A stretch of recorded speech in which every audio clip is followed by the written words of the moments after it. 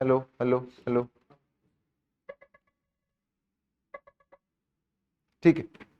सो hydro power की अगर बात करें तो लार्ज हाइड्रो भारत में there are two types of hydro power which are there, large hydro and the small hydro, in which the large hydro is 46 gigawatt, 46.51 gigawatt, while the small hydro power is 4.83 gigawatt. So in India, now see this factual information is important because UPSC may ask you this, क्योंकि सबको पता है hydro power is 47 gigawatt but उसका bifurcation नहीं पता। तो bifurcation में याद रखो कि large hydro power has large like 95% of the total capacity is large hydropower, while the small hydropower is only few percentage. So small hydropower is 4.83 gigawatt. Biomass energy 10.72 gigawatt and waste to energy 0.62 gigawatt. So this is very minuscule one. अब इसमें भी ना there is solar power जो मैंने आपको बताया था, इसमें एक चीज याद रखना, India's total solar power is 102 gigawatt. However, in that ground mounted solar power is 78 gigawatt, 78.5 gigawatt. So this is the highest among the solar panel as well. जितना भी हम लोग सोलर प्रोड्यूस करते हैं सोलर एनर्जी, उसमें ground mounted एक होता है रूफटॉप जो हम लोग टेरेस वेरेस पे लगाते हैं, है ना, ऊपर लगाते हैं, एक होता है ग्राउंड माउंटेड जमीन पे लगाने वाला। तो राजस्थान में because the solar energy is very abundantly available over there, and as I said yesterday, the range lands are also available on a large scale in Rajasthan. Range lands में desert भी तो आते हैं, so the range land is available on a large scale. That's the reason because of which it's very easy to harness solar energy over there, keeping solar panels on the ground, है ना, large grounds of large big areas of solar panels are being created on the ground, ठीक है, and even on the canal system as well. तो इस वजह से ground mounted solar panels has highest concentration. चलो आगे बढ़ते हैं। अगली अगर बात करें तो यहां पर नेशनल वाटरवे नंबर 101 के बारे में एक न्यूज आई थी। कल एक पिक्चर में लगाने को बोला था, लगाया था यहां पे।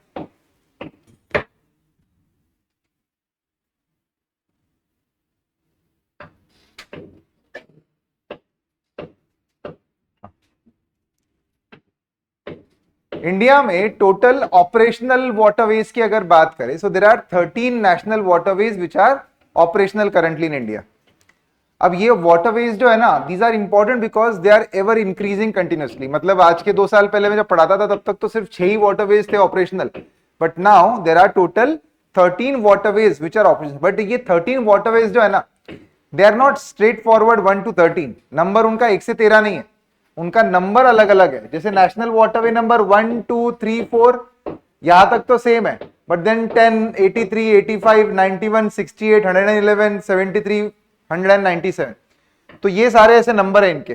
सो बेसिकली एक 101 अभी ऑपरेशनल हो जाएगा, ठीक है। So this is the new waterway which is being added, which will get added like in the coming months. So these are, अब इसमें है ना ये याद रखो कि सबसे बड़ा कौन सा है और सबसे छोटा, ऑपरेशनल में सबसे छोटा कौन सा है। तो सबसे बड़ा तो थे, देखो, national waterway number 1 which is present on Ganga river, that is the highest one, this one, Ganga to Hooghly, है ना। Then this is 1620 kilometre, 83 and 85। As of now these are the smallest waterways of India.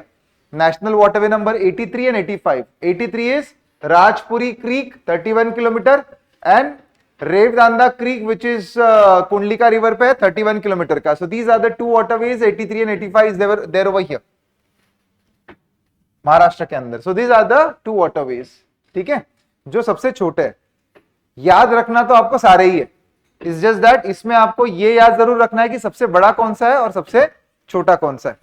All right, next let's move forward. Sea groynes की बात करी थी, सी groins के बारे में एक न्यूज आया था। What are sea groynes guys? Have you heard this term called as sea groins?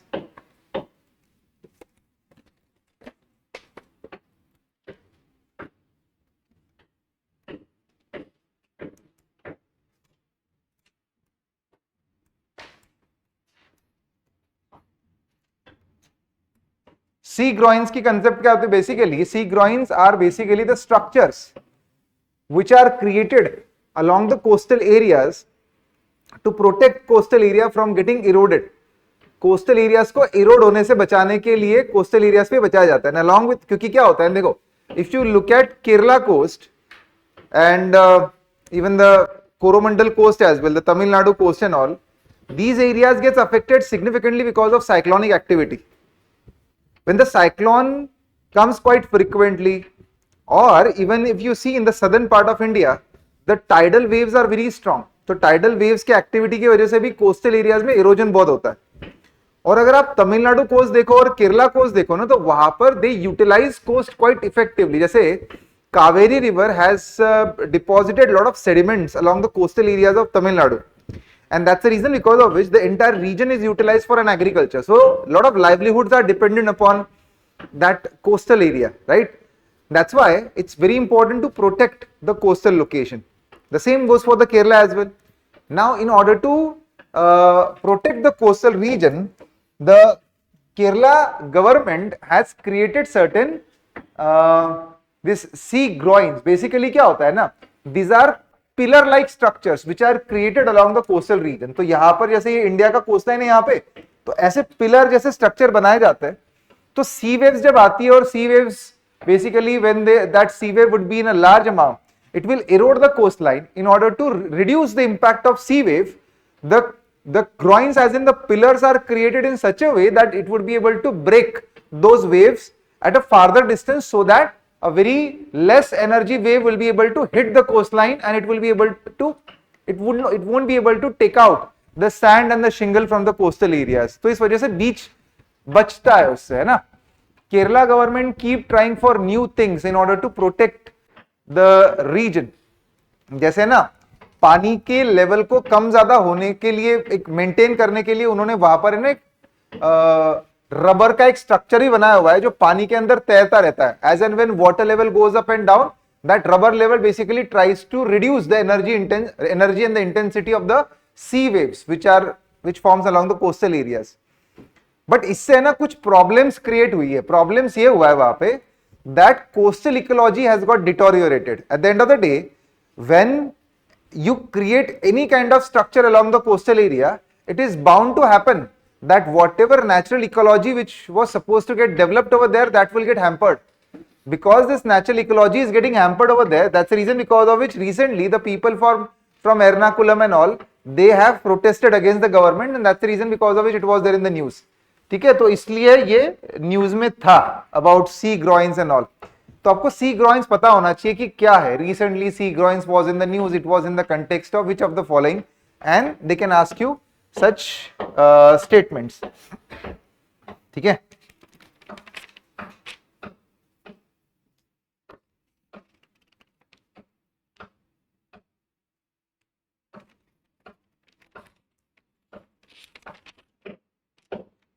all right. There is another concept of rogue waves, unpredictable giants of the sea. Rogue waves, what do you understand by rogue waves? वैसे सुना है कभी नाम आप लोगों ने?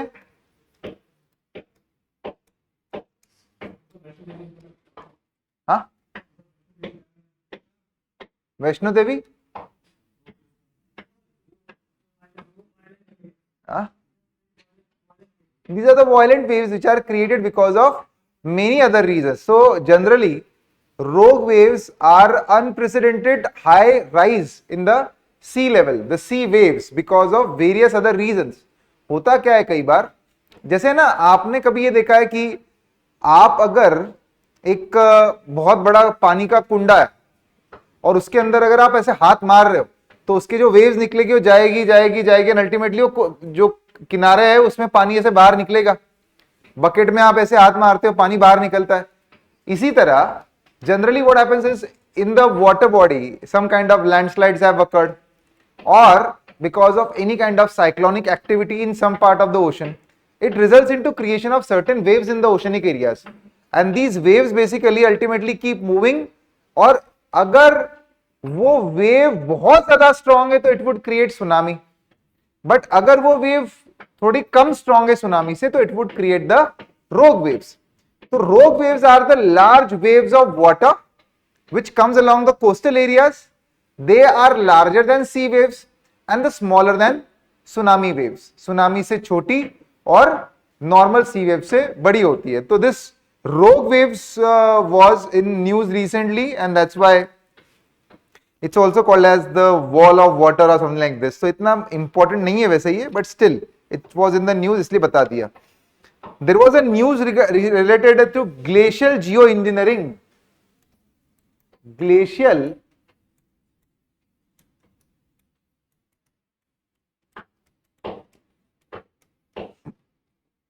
जियो engineering. क्या होता है glacial geo engineering? Basically in the Arctic and Antarctic region because of continuous melting of the glaciers over there. तो वहां पर क्या किया है कि ग्लेशियर मेल्टिंग होने की वजह से सी लेवल राइज करेगा and the industrialization, the kind of industrialization which is happening in the world is so fast that it is said that in next 100 years somewhere or the other this water level would rise significantly. अब इसको रोकने के लिए कुछ geographers ने 3 methods का एक solution दिया हुआ है. There are 3 methods which are suggested in order to protect glaciers over there. Generally होता क्या है कि अगर ये एक टोपोग्राफी है, यहां पर फर्ज करो कि this is the entire glacier which is present over here और यहां से ओशन शुरू होता है and this is entire glacier area. तो ग्लेशियर पिघलता है, पानी में जाता है, सी लेवल राइज करती है. तो ये ग्लेशियर कब पिघलता है पता है? जब ग्लेशियर के नीचे पानी जम जाता है. Ultimately this because sea wave आता है और यहां से है ना वो warm currents it releases below and because of that the glacier keep melting. इसीलिए यहां से एक ड्रिलिंग करके यहां पर artificially some cold water would be released so that more and more water over there would remain cold. It won't get warm and the glacier will remain in the form of like solid form. It won't melt as such. तो ये एक proposal दिया हुआ है कि drilling in the glaciers and by drilling through man-made activities keeping it cool so that the glacier would not melt. तो ये एक प्रपोजल दिया हुआ है. Along with that, there is another proposal which is suggested recently. These are all part of glacial geoengineering.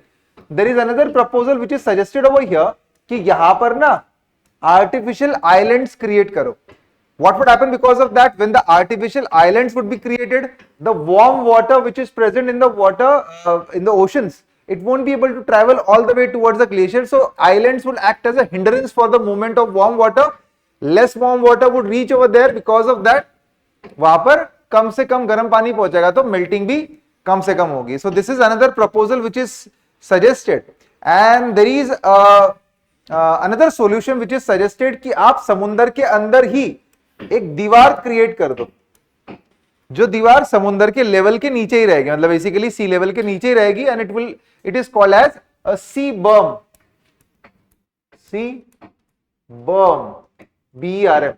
The sea berm basically would stop the warm water mixing with the cold water and because of that the glacier would be maintained. So these are the geo engineering proposals which are being suggested, जिसके लिए बहुत oppose हुआ था.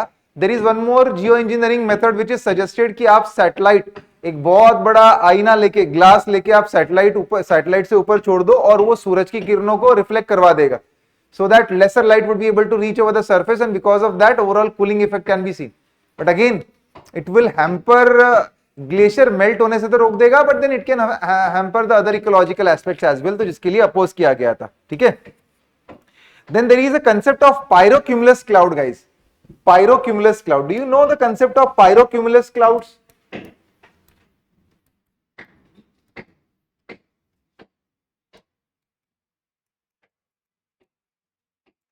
Pyro का मतलब होता है जलना, आग लगना.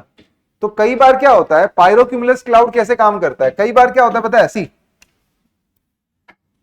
Let's suppose there are certain forest areas जहां पर है ना अगर कोई बहुत ज्यादा आग लगी हुई है, तो ये आग लगती है तो जिस वजह से क्या होता है सारा धुआं ऊपर निकलता है and it's a very warm place. It creates a very warm area. वहां की हवा को एकदम गर्म कर देता है वो.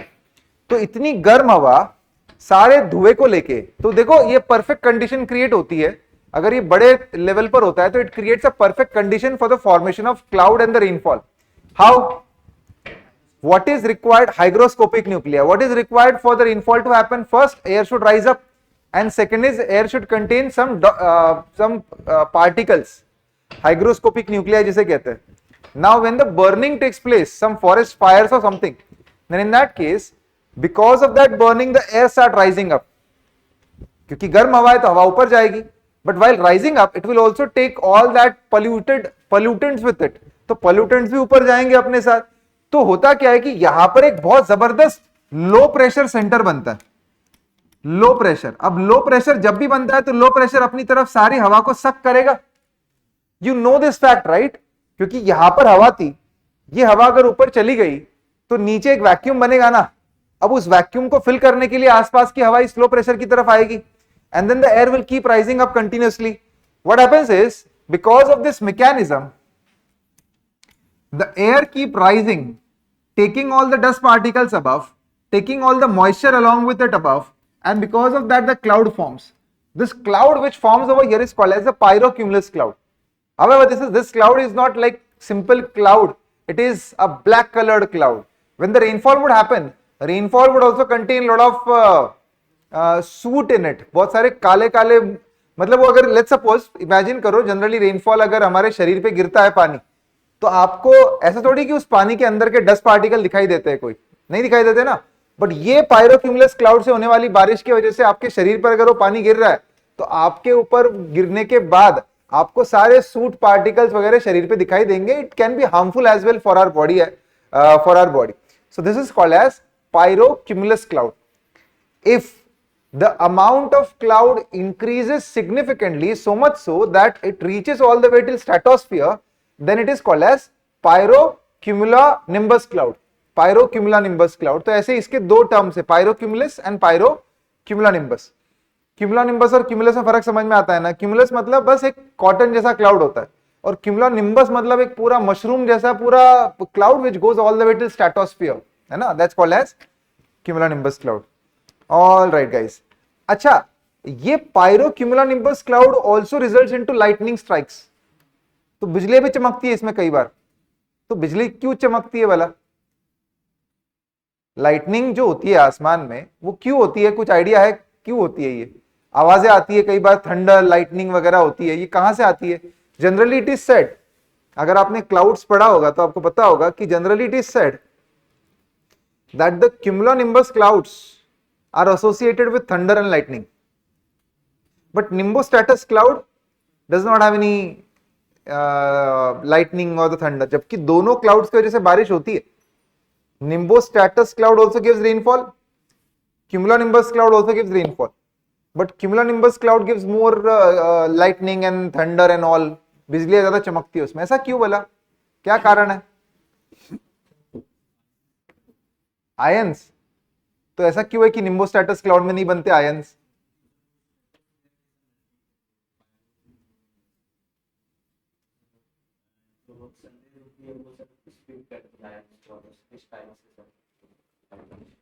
एक बात बताओ, सन हमसे कितना दूर है ना, काफी दूर है.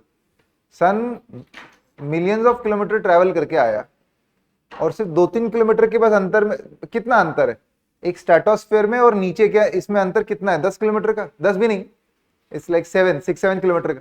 6-7 किलोमीटर में इतना अंतर बढ़ गया कि उसने ऊपर वालों को आयंस तोड़ दिया और नीचे वालों को आयंस नहीं तोड़ा. ऐसा हो सकता है क्या? समझ में आया मैंने क्या बोला आपको? इतना डिस्टेंस ट्रेवल करने के बाद सन को क्या फर्क पड़ता है? 7-8 किलोमीटर में तो वो कहीं पर भी आयंस तोड़ सकता है. It's not the answer. तो सुनो, what is the reason that the cumulonimbus cloud is associated with lightning? Pyrocumulus cloud also, क्योंकि पायरोक्यूमुलस भी तो क्यूमुलोनिम्बस बनाता है ना, तो इसमें लाइटनिंग क्यों होती है?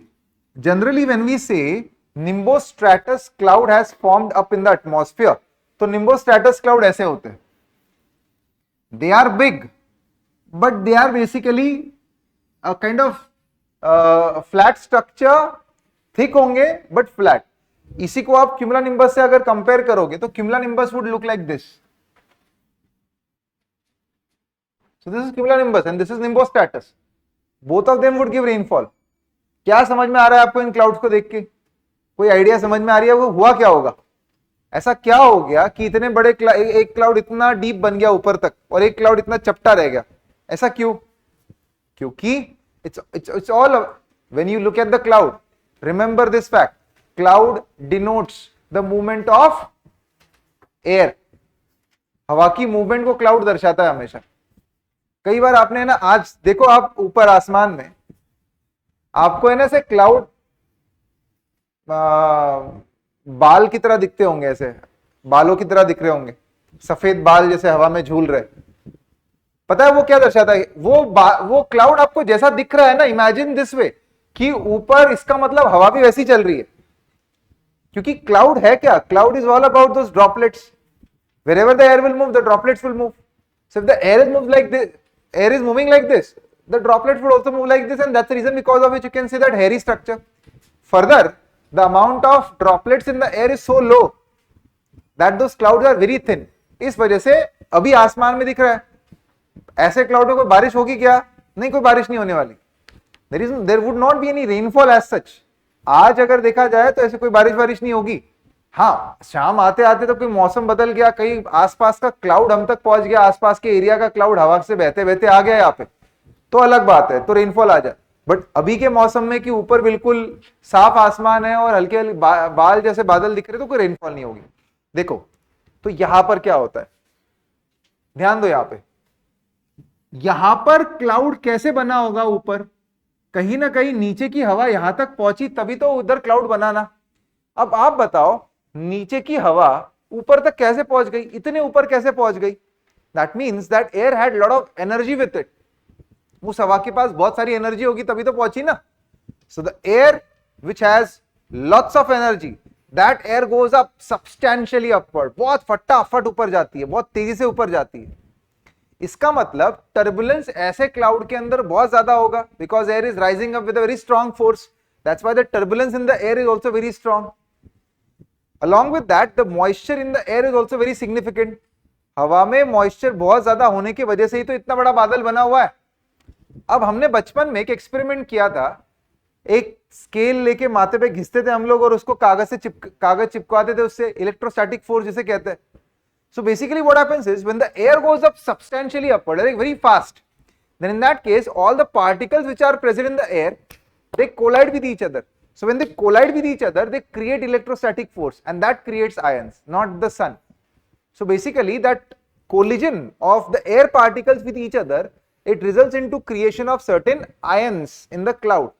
Now what happens is, generally positive charges are lighter in nature, so they stay up in the cloud. Negative charges are heavier, so they stay down in the cloud.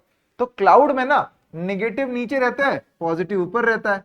Ultimately positive negative से जब पूरा cloud भर जाता है ना, and this positive negative ultimately comes together, धीरे धीरे एक दूसरे से जब नजदीक आते हैं, then the electricity passes between them, and that's how basically the lightning creates. Electricity pass होने के बाद आवाज आएगी। थंडर जो है वो इलेक्ट्रिसिटी के बाद आवाज आती है। कैसे? whenever lightning would occur, lightning जब भी आएगी, इस वजह से, ये रीजन समझ में आया ना आपको lightning का? So whenever lightning would occur, it will pass from the atmosphere. अब एटमॉस्फेयर में से उस हवा से जब वो पास होती है तो उस हवा को वो गर्म कर देती है, because lightning is what? It is an energy. So that energy would heat up the atmosphere from wherever it would pass, and that's why the atmosphere over there would expand. Now in the atmosphere would expand and that lightning would retreat back. जब वो lightning फिर से retreat करेगी, so the air will cool down immediately. आप सोचो, हवा एकदम गर्म हुई, फैली और तुरंत ठंडी हुई, आपस में टकराएगी ना. So when it will expand and it will cool down immediately, it collides with each other, and that's what thunder is all about. इस प्रकार से थंडर होता है. So lightning आया और lightning के साथ फिर आता है थंडर. इसीलिए lightning आने के बाद थोड़ी देर के बाद आपको थंडर की आवाज, क्योंकि वैसे भी साउंड की स्पीड कम है, and every time lightning comes first and then the thunder. इसीलिए cumulonimbus cloud, because they are associated with lot of turbulent air, this turbulency in the air is the reason why the thunder and lightning occurs in the cumulonimbus cloud. But if you see the nimbostratus cloud, nimbostratus cloud में thunder lightning आने का सवाल ही नहीं उठता. क्यों? क्योंकि यहां पर हवा बस यही तक राइज कर पाई. इसका मतलब हवा के अंदर बाय डिफॉल्ट एनर्जी कम थी या ज्यादा थी? कम थी. फिर आप बोलोगे सर बारिश कैसे हो गई? बारिश इसलिए हो पाई क्योंकि हवा में मॉइस्चर बहुत सारा था, तो हवा में मॉइस्चर ज्यादा था, बट हवा धीरे धीरे उसकी ऊपर राइज करी हुई है. Now in that case, because turbulence in the air is less, particles won't collide much with each other, and thus enough charges will never be able to form, and that's why the lightning will never be able to create. This is the reason why This cloud is not associated with lightning but is associated with rainfall, while this cloud is associated with lightning, thunder, rainfall and everything. And imagine if the air is rising very fast upward, don't you think it would associated with a thunderstorm as well? क्योंकि thunderstorm ऐसे तो बनता है नहीं. Thunderstorm होता क्या है? A strong updraft of an air is called as a thunderstorm. नहीं तो that's the reason because of which this cloud, cumulonimbus cloud, is also called as a thunderstorm cloud. Thunderstorm cloud. तो cumulonimbus cloud आया है तो उसको thunderstorm cloud कहते हैं क्योंकि उसमें से thunderstorm आता है कई बार. समझे आप? तो ये सारे लॉजिक याद रखना. So pyrocumulonimbus cloud, yes, it would also be associated with the thunderstorm clouds. हाँ जी. कौन? Air is bad conductor of electricity. Charges होते हैं ना हवा के अंदर भी, तो चार्जेस बने हुए हैं ना everywhere here everywhere the charges are there क्योंकि particles are colliding with each other. So it's not the air through which the electricity would pass, it's the charges through which the electricity will pass. These charges basically create the link between the ground and the atmosphere. For that matter, even when you go out in the, you must have seen कभी कभी बिजली गिरती है पेड़ों के ऊपर, है ना? पेड़ों के ऊपर ही क्यों गिरती है? बाकी जगहों पर जनरली पेड़ों पे और बड़े बड़े पेड़ों पे गिरती है जनरली, है ना? इसलिए, या फिर कोई लंबा पेड़ होगा तो उसके ऊपर गिरती है. इसलिए क्योंकि when the rainfall falls on the ground, it also creates charges on the ground. Ground के ऊपर भी चार्जेस बनते हैं, हमारे सर के ऊपर भी चार्जेस बनते हैं, पेड़ों के ऊपर भी चार्जेस बनते हैं, and the charges are there in the atmosphere as well, so that electricity gets the entire passage to pass through the charges region. तो इसीलिए चार्जेस से पास होती है इलेक्ट्रिसिटी, ऐसा नहीं कि पार्टिकल्स हवा से पास हो रही है. तो ये कहना कि जैसे एयर तो बैड कंडक्टर है, तो क्यों? क्योंकि एयर के अंदर चार्जेस बनते हैं उस वक्त जब रेनफॉल जमीन पे आती है, तो because the rain drops collide with each other, इस वजह से. क्या चीज नहीं समझा? नहीं, क्या बोला? कार एक अर्थिंग मैकेनिज्म हर कार के अंदर प्रोवाइड की जाती है. Earthing mechanism as in electricity अगर उसमें से पास भी हुई तो इट विल, वो डायरेक्ट कर देगी उसको जमीन के अंदर, and that's the reason why cars considered as safe generally, है ना? जैसे कई बार कई जगह पे देखा हो किसी बिल्डिंग के ऊपर ऐसे बहुत बड़ा पोल बना हुआ रहता है, सो बेसिकली वो अर्थिंग के लिए होता है, जो आपको पूरा ग्राउंड तक उस इलेक्ट्रिसिटी को पास करने के लिए मदद करेगा. तो all those equipments and the instruments which provide earthing mechanism वहां पे तो होगा. आपने 3 पिन देखी होगी अपने घरों के अंदर भी, तो उसकी ऊपर वाली जो पिन होती है वो अर्थिंग वाली होती है जनरली, है ना? हाँ, कुछ जगहों पे यूजलेस होता होगा कई, पर वो अर्थिंग के लिए यूज होती है जनरली ऊपर वाली तीसरी पिन. ऐसे कैसे यूजलेस होता है तो क्यों कोई बनाएगा जबरदस्ती? आपके घर में नहीं बनाई वायरिंग उन्होंने, ये तो फंसा दिया आपको फिर उन्होंने. आगे बढ़े. वाटर स्प्राउट्स के बारे में आया, बट मैंने आप लोगों को कल वाटर स्प्राउट्स के बारे में एक्सप्लेन कर दिया है ना. ठीक. अच्छा, एक बात बताओ, एक ला नीना इस बार बहुत डिस्कस हुआ है. La Nina, that too in winter season, but I wanted to know this, I want you to tell me. El Nino La Nina तो देखो सबने पढ़ा हुआ है, क्यों पढ़ा है ना? नहीं पढ़ा? पढ़ा है ना.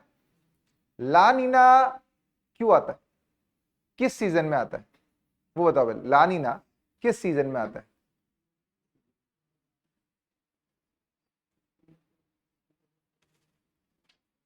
North east monsoon, south west monsoon, कब क्या है? ला नीना आता कब है?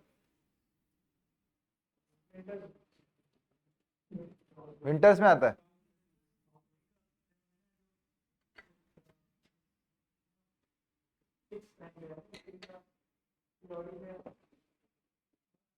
It is said that La Nina is associated with lot of rainfall. El Nino is associated with drought. La Nina आएगा तो बारिश होगी बहुत ज्यादा भारत में. एल वेस्टर्न डिस्टर्बेंस, हाँ, अब तो सही पॉइंट पे चले गए बिल्कुल. तो कैसे वेस्टर्न डिस्टर्बेंस को स्ट्रॉन्ग कैसे करती है?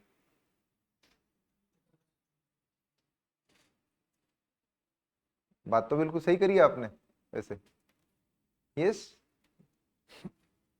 अभी तक ना हम लोगों ने जैसे लानीना हम लोग पढ़ते हैं, तो लानीना क्या हो या एल नीनो,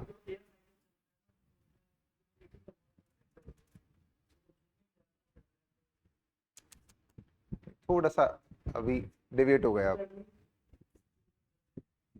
ऊपर क्या चलते, easterlies, easterlies, are you sure? Which westerly? Jet stream की बात कर रहे हो आप कि वेस्टर्ली? वेस्टर्ली तो नीचे होते हैं, ईस्टर्ली वेस्टर्ली सारे नीचे होते हैं। And are jet streams westerly और दे आर ईस्टर्ली? चलो आप बहुत नजदीक पहुंच गए, आप बात भी सही कर रहे हो, कोई दिक्कत नहीं, मतलब आपके बोलने में कोई गलत तो है ही नहीं, टू बी ऑनेस्ट, गलती निकालने लायक कुछ है ही नहीं उसमें। मगर मैं थोड़ा सा डिटेल बता देता हूँ अभी इसका, है ना। तो see this is how it works generally, what we have learned till now is El Nino comes because of, this is South America, Australia, all right. So the Pacific Ocean over here, then there is this Mascarene region, India यहाँ पर है। तो अब देखो होता क्या है, generally आपकी किताबों में जब आप एल नीनो लानीना पढ़ते हो तो उसको हमेशा मॉनसून से कनेक्ट करके पढ़ते हो, नहीं। और मॉनसून हमारे लिए ना एक्चुअली होता मॉनसून दो प्रकार का है, नॉर्थ ईस्ट और साउथ वेस्ट मॉनसून। बट हमें जब भी मॉनसून के मॉनसून बोला जाता है तो हम बाय डिफॉल्ट उसको साउथ वेस्ट मॉनसून लेके ही चलते हैं, क्योंकि मॉनसून हमारे लिए ऐसा है कि बारिश आ गई इसलिए मॉनसून। बट यार मॉनसून में बारिश नहीं भी तो आती, क्योंकि हमारे भारत में पूरे साल भर मॉनसून चलता है, नॉर्थ ईस्ट होता है या साउथ वेस्ट होता है, बट मॉनसून ही तो चलता है। अभी भी मॉनसून ही चल रहा है, नहीं, विंटर में भी मॉनसून ही था। सो एक जो मिसकंसेप्शन है आपके दिमाग में कि मॉनसून मतलब सिर्फ बारिश, पहली बात तो वो हटा दो, both north east south west monsoon ही तो है। तो throughout the year India has monsoon. Now what happens is, because of strengthening of trade winds, trade wind के स्ट्रांग होने के वजह से हवाएं जो है वो ईस्ट टू वेस्ट जाती है, जिस वजह से यहां पर लो प्रेशर बनता है, because more and more water would accumulate over here, because trade winds will create drag on the water surface, because of that the warm water would accumulate over here, इस जगह पर upwelling होगी तो high pressure बनेगा यहाँ पे, क्योंकि ठंडा पानी जमा होगा वहां पे। इतना पता है कि नहीं, है ना, मैं बहुत ज्यादा डिटेल नहीं बता रहा हूं इसमें, आपको ये शायद पता भी होगा। So there is a high pressure over here, low pressure. इस लो प्रेशर के ऊपर आसमान में एटमॉस्फेयर में कौन सा प्रेशर बनेगा, हाई, इसके ऊपर लो। तो basically air moves in this fashion, है ना। तो एक सर्कल बना, इसे हम लोगों ने नाम दिया Walker circulation, correct, Walker circulation था नहीं। Now because of weakening of trade winds, because of some reasons we don't know, but the trade winds gets weaken. अब जब ट्रेड विंड वीक होता है तो ट्रेड विंड वीक होने के वजह से ये पानी यहां से यहां ड्रैग हो नहीं पाता। क्यों? क्योंकि ट्रेड विंड ही लेके जाता था ना उसको। तो होता क्या है कि इट्स इमेजिन दिस वे कि ग्राउंड पे यहां पे मैंने पानी फैला के रखा है सारा, है ना। आपने कई बार एक जो जमीन साफ करता है उसको अगर आपने देखा होगा, वो वाइपर को लेता है और वाइपर से पानी को ऐसे खींचता है। आपने भी कई बार अपना घर साफ किया होगा तो किया होगा ये, वाइपर लो और वाइपर से खींचो। आप पानी को ऐसे खींचते हो, पानी आता है, आप जैसे ही छोड़ते हो वापस पानी फैलना शुरू कर देता है, और आपको बार बार कर करके उसको साफ करना पड़ता है। करना पड़ता नहीं है ऐसा कि ऐसा है आपका, ऐसा है क्या कि एक बार खींचे तो सीधा पानी खड्डे में, ऐसा तो नहीं होता ना। सो बेसिकली समुद्र का भी पानी तो पानी है, वो भी तो ऐसे ही बिहेव करेगा। ट्रेडविंड ना एक वाइपर की तरह है। तो ट्रेडविंड क्या करता है, trade wind creates a drag on the water and it's a wiper. फर्ज करो कि ये east, this is east and this is west, देखो east and west. So the trade wind is creating the drag, you लेके जा रहा है उसको, तो पानी वहां पे अक्यूमुलेट हो रहा है। अब आप इमेजिन करो कि ट्रेडविंड नाम का वाइपर अगर खुद ही ढीला पड़ गया तो क्या होगा उस पानी का। वो पानी जो वहां पे अक्यूमुलेट हो रहा था वो फिर से आएगा यहाँ पे फैलना शुरू कर देगा, नहीं। क्योंकि वो फैलना शुरू कर देगा तो वहां पे जो गर्म पानी अक्यूमुलेट हो रहा था वो हो पाएगा क्या। Rather movement of water would be from where to where now, from west to east, from west to east. तो यहां पे जो पानी इकट्ठा हुआ था वो यहां पे फैलना शुरू कर देता है, and because of that now upwelling takes place over here. तो इसीलिए यहां पे ठंडा पानी जमा होने लग जाता है और यहां पर गर्म पानी आ जाता है। And that reverses the entire cycle which is called as El Nino, जिसे हम लोगों ने एल नीनो नाम दिया, बराबर, so that's called as El Nino. अब ला नीना कैसे आता है? Once El Nino years is over, El Nino जब खत्म होता है तब ला नीना आता है। अब जब ला नीना आता है ना, La Nina is associated with excessive strong trade wind. Walker circulation में मैंने बताया था ट्रेड विंड उसको ड्रैग कर रहा है, but La Nina is nothing but the stronger version of Walker circulation, that's it. मतलब एग्जैक्टली वॉकर सर्कुलेशन ही जैसा ही होता है La Nina, but a much stronger version of Walker circulation. तो वॉकर सर्कुलेशन में क्या हो रहा था, हवाएं जो है वो यहां से यहां तक ड्रैग कर रही थी, and that's the reason because of which here the low pressure was forming, here the high pressure was forming, correct. Walker circulation में, ला नीना में क्या होगा, trade wind will become further strong, और ज्यादा strong हो जाएगा, and because of that more and more water will get drag towards west, and thus more strong low pressure will develop over here. चलो, ये ला नीना आपको समझ में आया। इसका मतलब क्या यहां पे समझ में आता है कि जब भी ला नीना आता है, जब भी ला नीना आएगा तो La Nina is associated with what, stronger trade wind. अरे बट ट्रेड विंड जो है वो तो हेडली सेल का ही एक पार्ट है, नहीं? हेडली सेल पता है ना आपको, यहां पर एक हेडली सेल चल रहा है। अगर मैं बोल रहा हूं कि ट्रेड विंड स्ट्रांग हो गया, इसका मतलब हेडली सेल स्ट्रांग हुआ है। और हेडली सेल और फेरल सेल की बॉर्डर पे कौन सा जेट स्ट्रीम है? हेडली सेल और फेरल सेल की बॉर्डर पे कौन सा जेट स्ट्रीम है? This is Hadley cell, this is Ferrel cell, this is polar cell. ये फेरल, ये पोलर है ना, पता है ना सबको। ये ट्रेड विंड है, ये वेस्टर्ली है, दिस इज पोलर ईस्टर्ली। तो भाई ये हवा ऊपर गई और यहां से ऐसे यहां पे गई, ये यहां पे कौन सा जेट स्ट्रीम बनता है, क्या नाम है इस जेट स्ट्रीम का? सब tropical westerly jet stream, STWJ, यह पोलर फ्रंट जेट। भाई अगर ये ट्रेड विंड स्ट्रांग हुआ, इसका मतलब पूरा हेडली सेल ही स्ट्रांग है, पूरा हेडली सेल स्ट्रांग है, इसका मतलब ये जेट स्ट्रीम स्ट्रांग है। अब होता क्या है ना, ये जेट स्ट्रीम जो है सब ट्रॉपिकल वेस्टर्ली जेट स्ट्रीम, पहली बात ये होता है स्ट्रांग, और दूसरा ये थोड़ा साउथ की तरफ शिफ्ट हो जाता है। मतलब पहले वो इंडिया के ऊपर यहां पे बहता था तो थोड़ा सा यहां पे आ जाता है, और ये सब ट्रॉपिकल वेस्टर्ली जेट स्ट्रीम आ रहा होता है waste to east.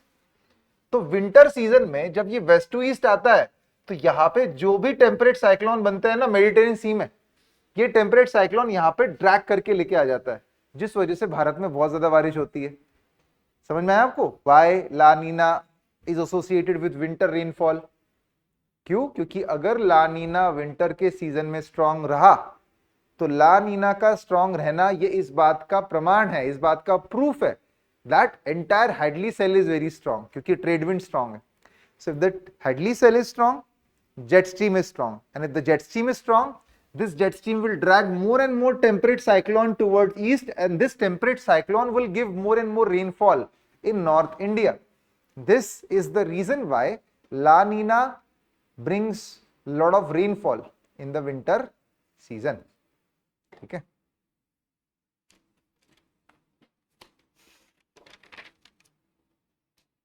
All right, guys. Now there is one recent study on the increased frequency of mass wasting events in सेडोंगपू गली ऑफ तिबेटन प्लेटू वगैरह वगैरह, ऐसा कुछ न्यूज आई थी। अब वो न्यूज इंपॉर्टेंट नहीं है, मास वेस्टिंग के बारे में एक चीज। मास वेस्टिंग मतलब क्या होता है वैसे? मास वेस्टिंग मतलब क्या? नाम सुना है आपने? मास वेस्टिंग नाम सुना है? नहीं, नहीं सुना आज तक कभी। Mass wasting, WASTING, mass wasting. Landslide नाम सुना है आप लोगों ने? तो मास वेस्टिंग और लैंडस्लाइड में कोई अंतर है? Is there any difference in mass wasting and landslide? Landslide quick है, लैंडस्लाइड क्विक है, मास वेस्टिंग धीरे धीरे होता है। ऐसा ऐसा कुछ नहीं है, नहीं ऐसा नहीं है। Mass wasting and landslide more or less is one and the same thing. in your NCERT, what they have mentioned is, see, there are various types of geomorphic processes. Do you know geomorphic processes, guys? What is geomorphic processes?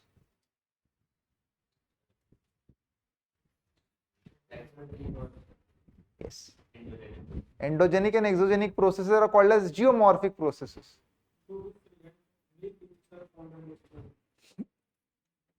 Geomorphic processes आप लोगों को पता नहीं था क्या? आप लोगों में से आप लोग ऐसे देख रहे थे जैसे जियोमॉर्फिक प्रोसेसेस भी नाम नहीं सुना कभी। ये तो बहुत ही बेसिक है, ये पता रहना चाहिए आप लोगों को। If you don't know this there is something wrong.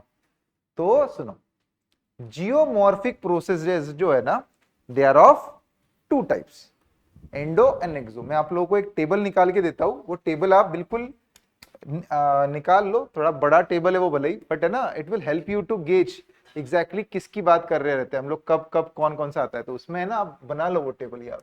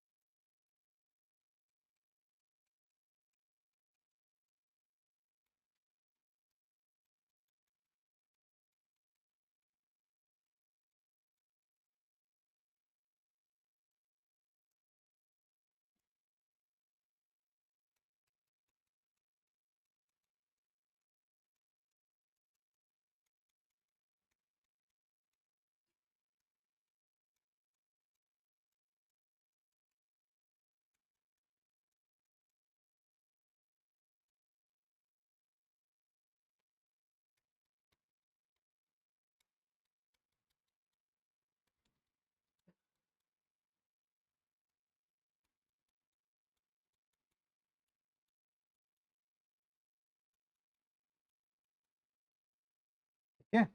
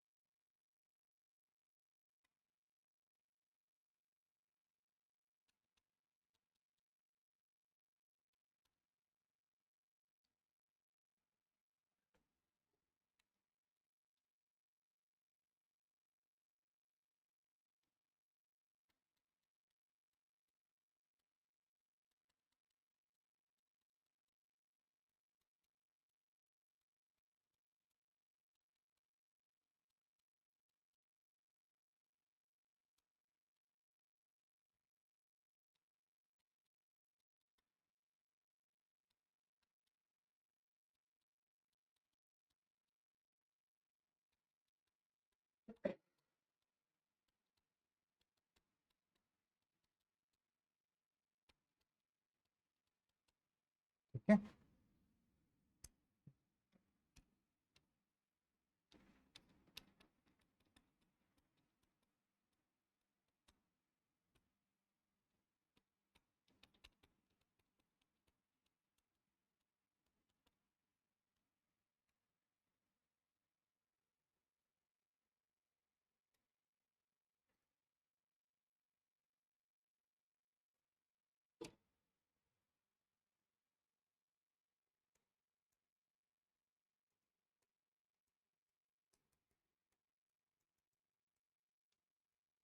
withering, this is physical, chemical, biological, block weathering, granular weathering, salt weathering,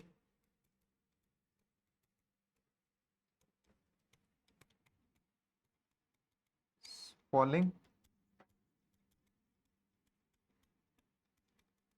onion peeling, which is also called as exfoliation, chemical withering में solution, then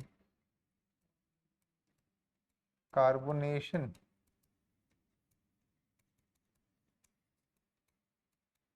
hydration, oxidation, reduction,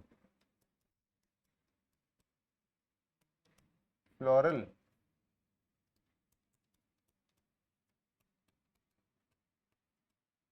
faunal, anthropogenic. Then we have erosion,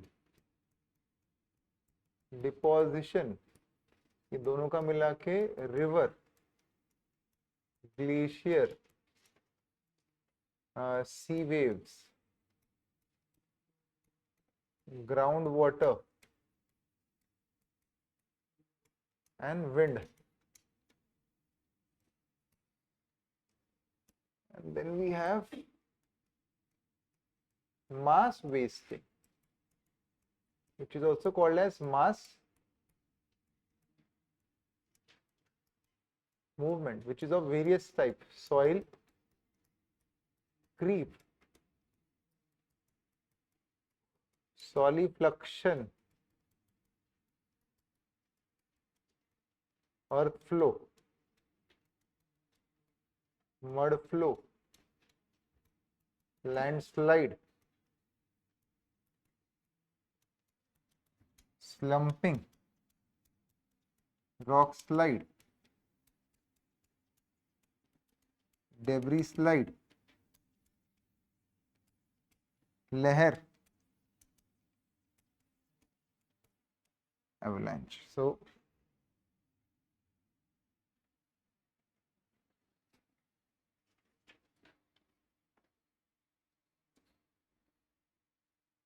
these are the various geomorphic processes actually.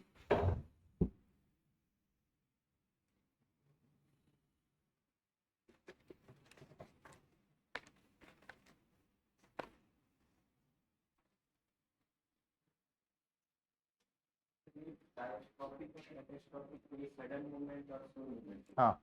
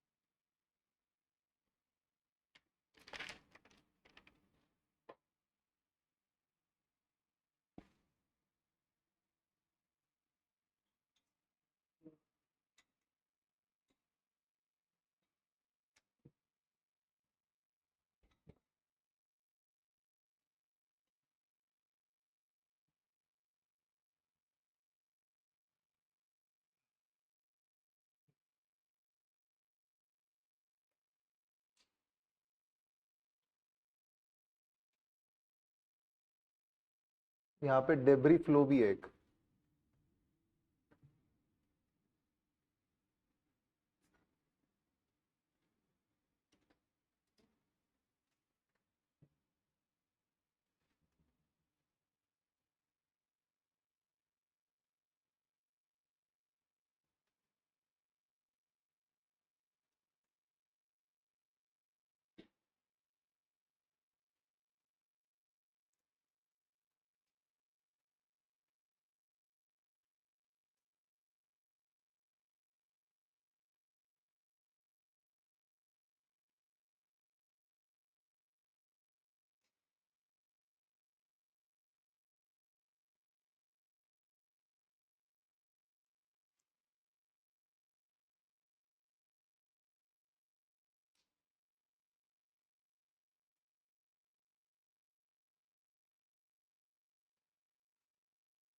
Done, ठीक। हाँ, लहर। मैं आपको mass wasting बता रहा था, तो आपके एनसीईआरटी में ना एक स्टेटमेंट लिखा हुआ है दैट मास वेस्टिंग, लिखा हुआ क्या है वो मैं बाद में बताता हूँ मुझे, बट ये जो सारी एक्सोजेनिक फोर्सेस होती है ना, बेसिकली क्या करती है ये, it it it basically tries to create evenness over the surface, जमीन को फ्लैट करने की कोशिश करती है। बट एंडोजेनिक फोर्सेस जो है वो जमीन से कंटिन्यूसली लैंडफॉर्म क्रिएट करने की कोशिश करती रहेगी। So whereas endogenic forces are responsible for creating the landform, exogenic forces are responsible for destroying those landforms. That is the reason why endogenic forces are called as the constructive forces, while the exogenic forces are called as the destructive forces. ठीक है, that's how it works. Now in the exogenic forces we have weathering, erosion, deposition, and then the mass movement. Now tell me one thing, mass movement occurs because of which factor? Gravity, isn't it? Gravity is the only factor, if I say gravity is the only factor which, because of which the mass movement is driven. Would that be right? Mass movement होने के लिए सिर्फ और सिर्फ gravity responsible होती है। Is it right और wrong?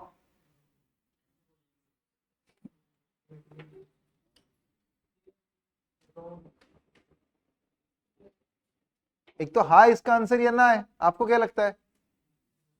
नहीं, गलत है ना? It's absolutely correct. Mass movement happens only because of gravity. क्यों? क्योंकि मास मूवमेंट होता क्या है, the downward movement of sediments और the rocks along the slopes it's called as the mass movement. कोई भी चीज स्लोपी टेरेन से अगर नीचे आ रही है तो कौन ला रहा है उसको? ग्रेविटी तो ला रही है ना? नहीं, ग्रेविटी तो ला रही, ग्रेविटी की वजह से ही आ रहा है। आप बोलोगे सर मैंने इस पत्थर को अपने हाथ में पकड़ लिया, जेब में डाल दिया। अगर इस पत्थर को अपने जेब में डाल दिया और फिर मैं अगर लेके आ रहा हूं इसको, तो ये मास मूवमेंट तो हो गई, मगर ये तो ग्रेविटी ने नहीं किया, तो वो मास मूवमेंट नहीं है, उसे कहते हैं इरोजन। देखो दो चीजें समझो, अगर स्लोपी टेरेन से कोई पत्थर टंबल होते होते होते नीचे आ गया, that would be called as mass movement. वही सेम पत्थर अगर आप अपने हाथ में पकड़ के अगर नीचे लेके आए, it would be called as an erosion, it won't be a mass movement. क्या डिफरेंस, ऐसा कैसे हो गया? सिर्फ हम ही अंदर आ गए तो हमने उसको एरोजन बोल दिया, पहले वाले को मास मूवमेंट कह रहे थे। तो आपकी एनसीईआरटी इसको बहुत ही शानदार तरीके से एक्सप्लेन करती है, वो भी सिर्फ 2 लाइन में। ऐसा नहीं कि उन्होंने कोई बहुत बड़ा टॉपिक एक्सप्लेन करने के लिए 4 पेज ले लिए, नहीं, बस 2 लाइन। बट प्रॉब्लम ये है कि वो 2 लाइन हम लोग इग्नोर कर देते हैं, हमें समझ ही नहीं आती तो हम इग्नोर ही कर देते हैं उसको। तो समझो इसका मतलब, it is written in your NCERT that whereas in the case, आप लोगों को एरोजन क्या है वो समझ में आता है ना? What is halogen? It's just a transportation of material from one place to another. It's called as erosion. And in the nature, there are certain agents which are responsible for transportation of that material from one place to another. Correct? NCERT says, whereas in the case of erosion, it is the water which is responsible for transporting sediments from one place to another. In case of mass movement, it is the sediment which is responsible for transportation of water from one place to another. That's it. And this explains how mass movement is different from erosion. But I am sure कि आपको ये statement का मतलब समझ ही नहीं आया होगा कि क्या बोलना क्या चाह रहा है वो, है ना? मतलब I am surprised my self कि 12वीं के बच्चों को एक्सप्लेन करने के लिए एनसीईआरटी इतना डिटेल स्टेटमेंट कैसे बता सकती है। मतलब ये स्टेटमेंट एक्सप्लेन करने लायक है, ये बताना चाहिए किसी ने इसका मतलब कि है क्या इसका मतलब। देखो होता क्या है ना, देखो मास मूवमेंट कैसे इनिशिएट होती है। आप अगर किसी भी माउंटेन के टॉप पे जाओ या माउंटेन के स्लोपी टेरेन्स पे जाओ, तो वहां पे तो बहुत सारा सेडिमेंट तो वैसे ही पड़ा रहता है। अगर मास मूवमेंट सारी चीजों का ही होना है तो माउंटेन के टॉप पे कभी सेडिमेंट दिखेंगे ही नहीं आपको, because everything will come down. But ऐसा होता है क्या? Some sediments will be there at the top as well, along the slopy terrain as well. वो कैसे रहते हैं वहां पे बरकरार? How they can stay themselves over there? Because of the friction. जमीन के साथ उनका एक फ्रिक्शन लगा हुआ है. That friction is basically overcoming the gravity, and as long as that friction is significant enough, that rock will stay over there. However, if some kind of vibration creates within the surface, let's suppose earthquake आया और जमीन में हल्का सा vibration हुआ, या फिर कोई पानी गिरा, बारिश हो गई, वहां पे माउंटेन के ऊपर कोई बारिश हो गई, तो बारिश हो गई तो क्या होगा, that water would go within that pile of sediments and it will create lubrication within them. उनके अंदर एक लुब्रिकेशन क्रिएट करेगा. बेसिकली लुब्रिकेशन का मतलब क्या है, चिकनाहट क्रिएट कर देगा वहां पे वो. इसका मतलब बेसिकली उसने उनका फ्रिक्शन जो है वो कम करवा दिया. जैसे ही ये फ्रिक्शन थोड़ा सा कम होगा, ग्रेविटी ओवर पावर कर जाएगी, और जैसे ही ग्रेविटी ओवर पावर कर गई, वो ग्रेविटी आपको नीचे खींच के लेके आ जाएगी. Is this the logic which works when we climb on the mountains as well. हम जब माउंटेन पे क्लाइंब करते हैं तो हमें, आप अगर कभी ट्रेकिंग करी होगी आपने, तो जैसे आप ऊपर चढ़ते हो या नीचे उतरते हो ना, तो खास करके नीचे उतरते वक्त आपको ऐसे पैर रखने को नहीं कहते, आपका पैर ऐसा होना चाहिए, ऐसा, ऐसे रोका जाता है. क्यों? क्योंकि आपके जो पैर है उस पे जो स्ट्राइएशंस बने हुए हैं ना, दो striations can best create friction, they can create friction best with the surface when they are placed like this. ऐसे में क्या होगा, पहली बात तो आपका बॉडी का बैलेंस ये हो जाएगा, इम्बैलेंस हो जाओगे आप, और दूसरी बात आपका पैर स्लिप हो जाएगा यहाँ पे. इसीलिए हमेशा ऐसे ये पैर रख के कराते हैं. क्यों? क्योंकि फ्रिक्शन ज्यादा क्रिएट होगा. इसका मतलब जब आप ये कर रहे होते हो ना, what you are doing is you are making friction superior than gravity, and that's the reason because of which you won't slide down. But जैसे ही ग्रेविटी स्ट्रांग हो गई, आपके पैर के फ्रिक्शन को भी ओवरकम करके वो आपको नीचे लेके चली जाएगी. बराबर. Same works with the rock as well. At the end of the day it's all gravity, that means. तो हुआ क्या, अब उस स्टेटमेंट का मतलब समझते हो जो एनसीईआरटी कहती है. देखो मास वेस्टिंग में, देखो सबसे पहले एरोजन में सुनो क्या है. एक नदी है, जो नदी बह रही थी, एक रिवर उस जगह से इस जगह पे बहती चली जाती है. जब बहती है तो रिवर तो भाई पानी का खुद का काइनेटिक फोर्स है ना, पानी की खुद की काइनेटिक एनर्जी है. उस पानी के अंदर आप कोई स्टोन डाल दोगे, छोटे मोटे सेडिमेंट्स डाल दोगे, तो उन सेडिमेंट्स को काइनेटिक एनर्जी कौन प्रोवाइड कर रहा है? पानी. पानी अपना फोर्स प्रोवाइड कर रहा है, नहीं. So who is the dominant factor over here, water और sediments? Water. Water is in large quantity, so water moves forward, it provides kinetic energy to those sediments, and the sediments move forward. This is called as erosion, where water provides its kinetic energy to those sediments, and that's why the sediments move forward. That's called as an erosion. However, if you talk about the pile of sediments over here, यहां पर भी तो sediments ही है. अब होता क्या है कि बारिश का पानी जब इनके ऊपर गिरता है, तो ये बारिश का पानी का काम क्या है, इन सेडिमेंट्स के भीतर जाके सिर्फ एक लुब्रिकेशन प्रोवाइड करना. हल्का सा भी लुब्रिकेशन हो गया तो ये सेडिमेंट अपने आप नीचे धसते चले जाएंगे, नीचे आते चले जाएंगे because of gravity. And while doing so they will also take the water which has gone in them. उनके अंदर जो बारिश का पानी जा चुका है ना, उसको भी तो नीचे लेके आएंगे ना वो अपने साथ. तो यहाँ पे कौन किसको नीचे ला रहा है? पानी सेडिमेंट को नीचे ला रहा है, या सेडिमेंट पानी को नीचे ला रहा है? सेडिमेंट पानी को नीचे ला रहा है. और सेडिमेंट को कौन नीचे ला रहा है? ग्रेविटी नीचे ला रही. सो बेसिकली ये आपके एनसीईआरटी में लिखा हुआ है that whereas in case of mass movement it is sediment which brings water downwards. In case of an erosion it's the water which brings sediment forward और डाउनवर्ड्स. समझ में आया आपको? That's the difference basically between the erosion and the mass movement. Alright, तो ये सारे याद रखना. अब आपको जो ये लिखवा के ये जो सारे दिए ना मैंने, ये टेबल बनाया हुआ है, it's a very exhaustive table. If you know this table, your geomorphology is 70% done actually. क्योंकि geomorphology के सारे चैप्टर है क्या, वोल्केनिज्म का एक चैप्टर है उसमें, अर्थक्वेक का एक चैप्टर है, टेक्टोनिक फोर्सेस है ना, प्लेट टेक्टोनिक एक्टिविटी है उसके अंदर, आइसोस्टेटिक यूस्टेसी का चैप्टर है, फिर ये फॉल्ट वोल्ट का चैप्टर है, देन विदरिंग का चैप्टर है, एरोजन का चैप्टर. यही तो चैप्टर्स है. आधे से ज्यादा जियोमॉर्फोलॉजी तो यही तो है. So if you know this table, if you understand this well, your geomorphology is done, है ना. बट मैं आपको और एक सवाल पूछना चाहता था यहां पे कि अब दो स्टेटमेंट आते हैं यहां पे. कुछ कुछ स्टेटमेंट पूछता हूं मैं आपको, आप मुझे बताना। Weathering is a prerequisite process for mass movement to happen. Weathering is a prerequisite process for mass movement to happen. What do you think about this statement? मतलब इसका मतलब क्या है कि मास मूवमेंट होने के लिए withering होना जरूरी है पहले। ये सही है कि गलत है? विदरिंग क्या होती है वैसे बता दो पहले मुझे फटाफट।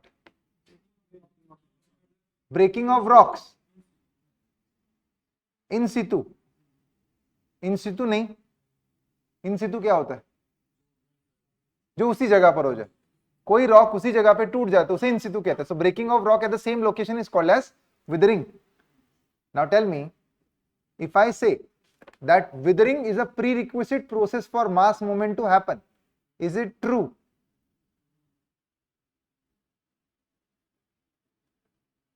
नहीं, समझ नहीं आया। It's false. This is false.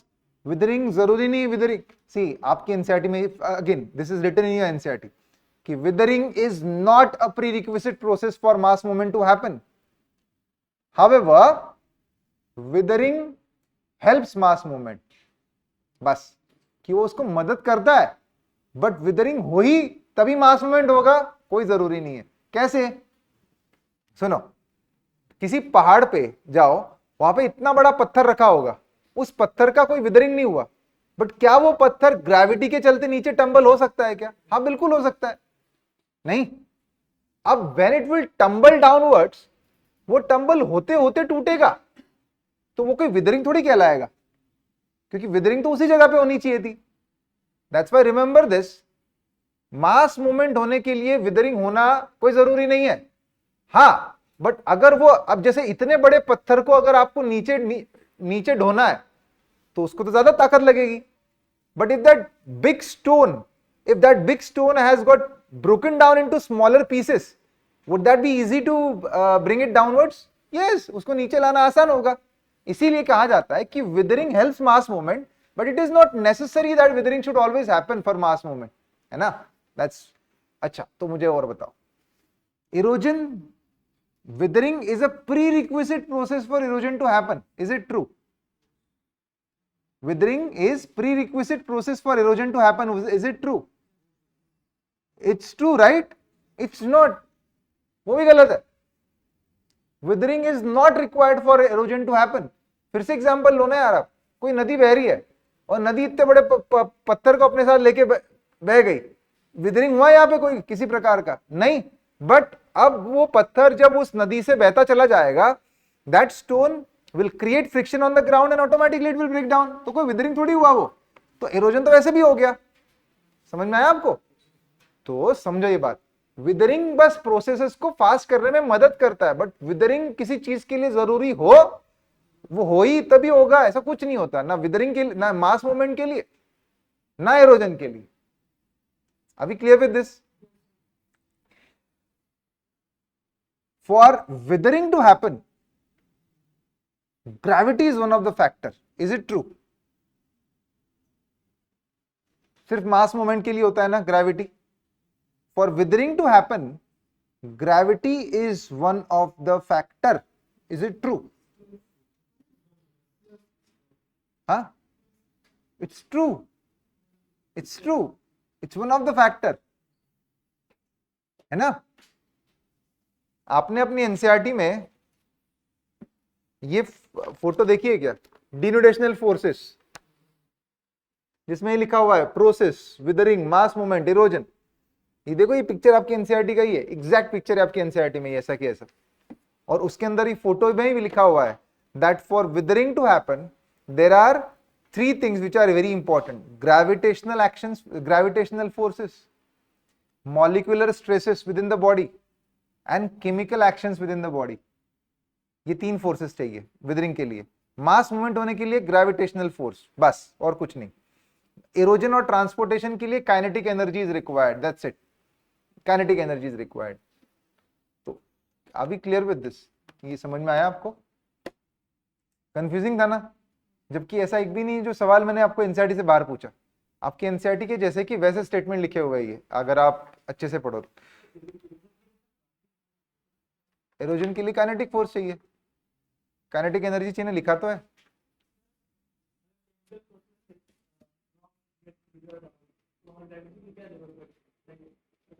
हाँ तो it said that gravity is one of the factor. हाँ इट्स नॉट, अगर वो नेसेसरी फैक्टर, मास मूवमेंट के लिए नेसेसरी फैक्टर है वो, वेदरिंग के लिए ग्रेविटी नेसेसरी नहीं है, वन ऑफ द, तभी मैंने स्टेटमेंट में पूछते वक्त ही पूछा आपको कि it's one of the factor, is it true? ठीक है,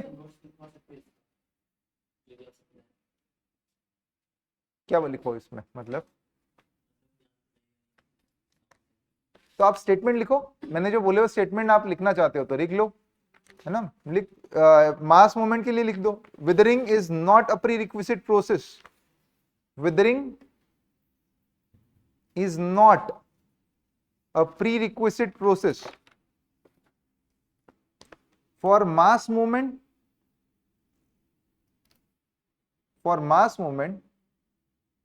and also for erosion,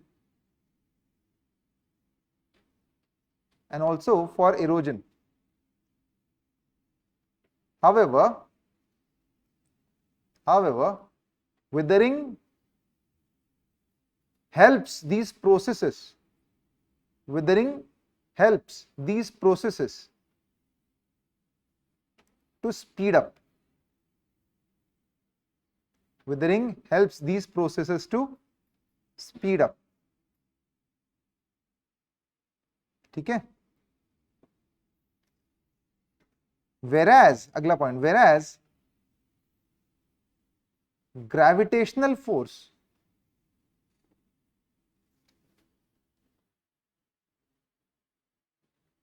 is the only mandatory force for mass movement,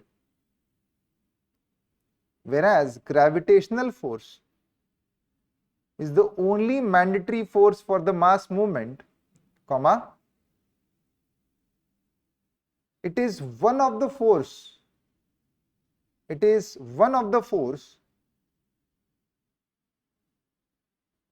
for withering activity,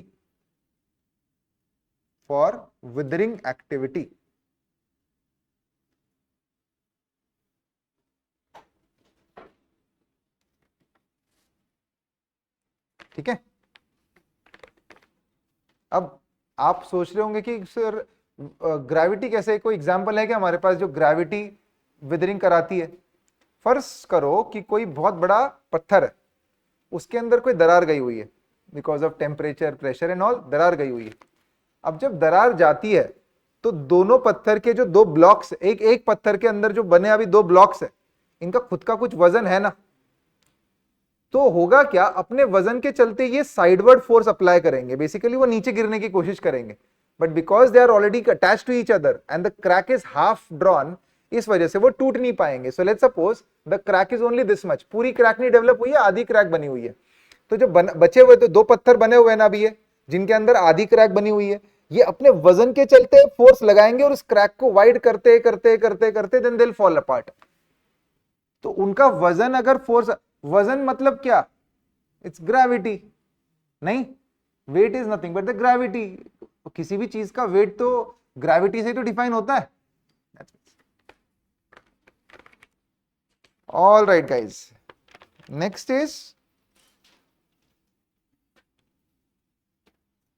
landfall of a cyclone. एक कंसेप्ट है, एक टॉपिक आया था लैंडफॉल, साइक्लोन की landfall की अगर बात करें तो भारत में बताओ, अ tropical cyclone which comes in India, Bharat में जो ट्रॉपिकल साइक्लोन आता है, the tropical cyclone which comes in India, most of its landfall occurs in which area guys? Eastern coastal region. Landfall is basically the place where the cyclone meets the land. Cyclone land को meet करता है तो उसे landfall कहते हैं, ठीक है। तो लैंडफॉल कहां कहां पर होता है भारत में? लैंडफॉल वाले area, this is the region of cyclonic activity in India. यहां पर नहीं होता बट यहां इस जगह पर, these are the areas of cyclonic activity. These are the areas of cyclonic activity. तो ये ट्रॉपिकल साइक्लोन के एरियाज है भारत में। यहां पर साइक्लोन क्यों आते हैं? क्यों? क्योंकि tropical cyclone move from east to west. Tropical cyclone जब एक बार बनता है तो ट्रेड विंड के इन्फ्लुएंस में आके the cyclone moves from east to west, so wherever it goes it creates a landfall. Bharat में मैक्सिमम साइक्लोन जो है वो विंटर सीजन में आता है, विंटर सीजन के नवंबर दिसंबर के मंथ में। तो बट ट्रॉपिकल साइक्लोन यहाँ पे कहां से आ गया? क्योंकि यहाँ पे अगर कोई साइक्लोन बना हुआ है तो वो तो आगे चला जाना चाहिए, वो यहाँ पे कैसे आया? केरला में कैसे आया? Because of Coriolis force. तो कोलिस फोर्स मतलब कैसे लगाया बताओ इसको? कोलिस फोर्स कैसे लगाया जाए इसको? कहां से लगाए इसको? ऐसे यू ऐसे कैसे लगाया इसको कोलिस फोर्स? तो सुनो, सही बताया आपने, महाराष्ट्र और गुजरात ये दो स्टेट में आने वाला ट्रॉपिकल साइक्लोन जो होता है, it's because of Coriolis force. Generally the tropical cyclone which comes over here in the region of Maharashtra and Gujarat, it forms somewhere over here, इन जगह पे बनता है वो नीचे के side. And when it forms over here while moving forward, it gets deflected rightward, and finally it arrives over here. ठीक है? And that's why the tropical cyclone forms. यहाँ पर tropical cyclone आता है because of what reason? Because of narrow coastal area. तो यहाँ से यहाँ तक, चूंकि देखो जनरली क्या होता है ना, tropical cyclone जो है उसको चाहिए होता है मॉइस्चर। अगर उसका मॉइस्चर का सप्लाई कट ऑफ हो गया तो वो खत्म हो जाएगा। ये तो पता है आप लोगों को, पानी के ऊपर उसको सबसे ज्यादा मॉइस्चर का सप्लाई मिलता है, that's why it can survive over there. But as soon as this tropical cyclone arrives on the land mass, इसका पानी का मॉइस्चर का सप्लाई नीचे से तो कट हो गया। क्योंकि मॉइस्चर का सप्लाई कट हो गया, now this cyclone would become weak. But आप सबको पता है कि ट्रॉपिकल साइक्लोन पानी पे जिंदा रहता है, पानी पे ज्यादा स्ट्रांग होता है और लैंड पे आते आते खत्म हो जाता है, इतना पता है। बट ये बात नहीं पता कि खत्म नहीं होता, वीक हो जाता है। आपकी किताबों में हमेशा वीक होना ये शब्द लिखा होगा, तो वीक होता है, मरता नहीं है मतलब ट्रॉपिकल साइक्लोन, उसका लो प्रेशर फिर भी रहता है। So when the cyclone comes in into the land mass, it still remains, वो फिर भी है। It's just that it cannot create any destruction, that's why nobody is recognizing that the cyclone is there nearby. कोई recognize नहीं करता, क्यों? क्योंकि वो डिस्ट्रक्शन फैलाने की क्षमता नहीं है उसके अंदर। अब जब ये साइक्लोन आगे जाएगा तो होता क्या है, here we have certain mountains, the mountains of Kerala are such that there are gaps in those mountains, thus this cyclone crosses the mountains of Kerala and arrives over here and causes destruction along the coastal areas, क्योंकि यहां पर आते ही उसको Arabian सी का supply मिल गया moisture का, and that's why tropical cyclone becomes strong sometimes in the Kerala region as well. So whereas in region of Maharashtra, Gujarat and some part of Madhya Pradesh as well, the impact of tropical cyclone is mostly because of the Coriolis force. नहीं, here the tropical cyclone is because of passing from the landmass. पहले मैं ना class में जब बच्चों को पढ़ाता था तब मैं इनको इसके लिए ना यूपीएससी के अटेम्प्ट्स का एग्जांपल ले लेके समझाता था इसको, कि एक्चुअली यूपीएससी का ये ना, यूपीएससी के बच्चों की लाइफ से इसका लाइफ बहुत मैच करता है ट्रॉपिकल साइक्लोन का। एक्चुअली कैसे? बट पूजा खेड़कर के इशू के बाद वो थोड़ा लॉजिक बदलना पड़ गया मुझे। होता क्या है कि पहले ट्रॉपिकल साइक्लोन बनता है पानी के ऊपर। This tropical cyclone is extremely strong, why?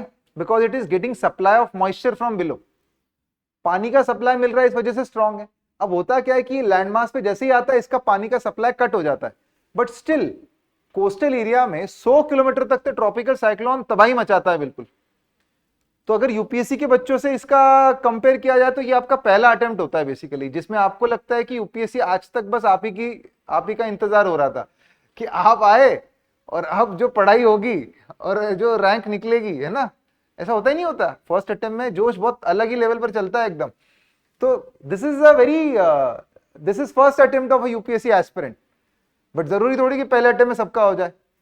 Rajendra Nagar में आप देखो तो बच्चों के चेहरे देख के पता चल सकता है कि कौन सा पहले अटेम्प्ट वाला है और कौन सा दूसरे अटेम्प्ट वाला और कौन सा तीसरा, और जो एकदम ही चेहरा छुपा के जा रहा है ऐसे, समझो ये चौथे पांचवें अटेम्प्ट तक पहुंच चुका है। तो the so called seniors over there, they are the people who actually are ashamed, है ना, बट फर्स्ट अटेम्प्ट वाले एकदम शान से जाते हैं कि अभी तक तो यहां पर सेकेंड अटेम्प्ट आते आते होता क्या है कि this cyclone becomes extremely weak because the moisture supply is cut off. भाई पहले अटेम्प्ट में आए तो आपके घर वालों ने भी अच्छे खासे पैसे वैसे आपको टाइमली मिलते हैं, मंथली आपके अकाउंट में आ जाते हैं खर्च करने के लिए वगैरह, रोज रेस्टोरेंट में जाके ब्रेकफास्ट भी बढ़िया से करते हो। नहीं, धीरे धीरे पोहा पे भी आप आओगे। पोहा के रेडिया यहाँ पे इसीलिए खुली हुई है कि उनको पता है सेकंड थर्ड अटेम्प्ट में जाने के बाद मेरे पास ही आने वाला ही तो क्योंकि घर से पैसा कम होता है तो 10-20 रुपए का ही पोहा खाना पड़ जाता है। नहीं, सो यहाँ पर वही हालत हो जाती है इसकी। Tropical cyclone is so weak that nobody is recognizing that tropical cyclone is there nearby. यही तो हाल यूपीएससी के बच्चों का होता है। तीसरे चौथे अटेम्प्ट के बाद किसी शादी पार्टी वार्टी में जाना भी हमारे लिए दुश्वार हो जाता है नहीं घर पे, क्योंकि किसी को क्या पता है क्या कर रहा है, यूपीएससी कर रहे हो कितने सालों से कर रहा है तो हम थोड़ा परहेज करते हैं लोगों की इधर सोशल गैदरिंग्स में जाना वगैरह। मेरा ये बहुत स्ट्रॉन्ग बिलीव है यूपीएससी एस्पिरेंट जो है it's the most excluded species. पहले के जमाने में वर्णाश्रम सिस्टम हुआ करती थी जिसमें क्षुद्रास को एक्सक्लूड किया जाता था। आज के जमाने में जो वर्णाश्रम system, UPSC aspirants are the most excluded people in this world. उनकी समाज में कोई इज्जत नहीं है ना। आप बुरा मत मानो इस चीज का, क्योंकि जिस दिन पास हो जाओगे उस दिन सबसे ज्यादा इज्जत आप ही की होगी। बट यार ये बहुत ही this is a very bitter truth कि अभी तो नॉलेज इकोनॉमी का कोई वैल्यू नहीं है। भले आप बहुत नॉलेजेबल हो बट आपकी वैल्यू कोई नहीं रहेगी जब तक आप उसका रिजल्ट नहीं लाते। So basically third attempt, fourth, fifth, और बट यहाँ पे इतनी मेहनत कर लेगा तो कभी ना कभी तो आ ही जाएगा। तो पानी का सप्लाई मिला, the tropical cyclone became strong. But अब मैं बच्चों को बताता कि भाई अब बताओ महाराष्ट्र गुजरात में कैसे आता है, तो बच्चे बोलते थे कि सर यहाँ कहीं बनता होगा और यहाँ से आता होगा। तो मैं बोलता था कि नहीं यार यूपीएससी कहाँ 1 2 3 4 भाई 6 अटेम्प्ट, यूपीएससी 6 अटेम्प्ट देती है, थोड़ी ना कि 10-12 अटेम्प्ट देती। बट नहीं, पूजा खेड़कर बोलती कि नहीं मैं तो लेके रहूंगी, और वो लेके भी आ गई 10-12 अटेम्प्ट, और उसने क्लियर भी कर दिया 10वें 12वें की 15 पता नहीं कौन से अटेम्प्ट में। वो मेरे टाइम पे देती थी, पता है मेरे आगे बैठती थी वो यूपीएससी। हम जब प्रिपेयर करते थे तो जिस लाइब्रेरी में पढ़ता था, यहाँ पे विजन इंडिया करके एक लाइब्रेरी हुआ करती थी किसी जमाने में, अब नहीं है वो, but then we used to sit in library and she was like, it was a very rich family she has, है ना। तो एकदम ब्रांडेड कोई गुच्ची उच्ची के कपड़े पहन के आना वगैरह, एकदम दिखता है ना एकदम कोई तो रिच आदमी आ गया लाइब्रेरी के अंदर। सारे बच्चे एकदम प्रभावित हो जाते थे कि पता नहीं कौन आ गया ऐसे, है ना। एंड शी वाज एकदम एटीट्यूड। और ऊपर से उसने पहले अटेम्प्ट में इंटरव्यू दिया हुआ था। ऐसा नहीं कि होशियार नहीं थी वो, हाँ एक्चुअली शी वाज इंटेलिजेंट। पहले अटेम्प्ट में इंटरव्यू दिया था and after that never ever she has given interview because of may be होता है जनरली इंटरव्यू कॉल जल्दी आ जाती तो ओवर कॉन्फिडेंस वगैरह होता है उस वजह। But anyways she has never given interview after that. But उसने दिया 12वें 15वें अटेम्प्ट में कभी तो इंटरव्यू यहाँ पे, और पास हो भी गई, है ना। अब पूजा खेड़कर को देख के नेचर तक इतना प्रभावित हो गया कि बोलते हैं नहीं मुझे भी ऐसा कोई ट्रॉपिकल साइक्लोन क्रिएट करना पड़ेगा जो लैंड से बिल्कुल पास होते 15वें अटेम्प्ट तक पहुंच ही जाए यहां तक। वाह, इस साल एक ट्रॉपिकल साइक्लोन बनते बनते रह गया। एक्चुअल सच बता रहा हूं, वेस्ट बंगाल में there is one tropical cyclone which has formed this year over here. It has crossed all the way the landmass and it has reached over here and it was almost about to become a tropical cyclone but was curved, रुक गए। Exact story है कि नहीं, है ना। So it came. अब सवाल ये उठता है कि ट्रॉपिकल साइक्लोन पूरा लैंडमास से घूमते घूमते यहां तक कैसे आ गया। Yo it came all the way from here, ऐसे कैसे आ गया, जबकि tropical cyclone requires moisture supply, right. तो मॉइस्चर कहां से मिला उसको। Now the answer behind this is recently this year the farmers of Madhya Pradesh, they have used lots of irrigation facility and because of that the soil had lots of moisture in it. Soil had lot of moisture. The Madhya Pradesh had lot of trees. The trees से भी तो evapotranspiration जो होता है उसका भी moisture था. So this year the air had lots of moisture and with the use of this moisture that tropical cyclone at a very nascent stage could travel all the way from east to west and this is an exceptional category. आज तक एक बार भी ऐसा नहीं हुआ था, but this year this has happened. The tropical cyclone crossed all the way from east to west. Although उसे ट्रॉपिकल साइक्लोन नहीं कहा जाएगा, क्यों, क्योंकि वो उतने उस लेवल का बना ही नहीं।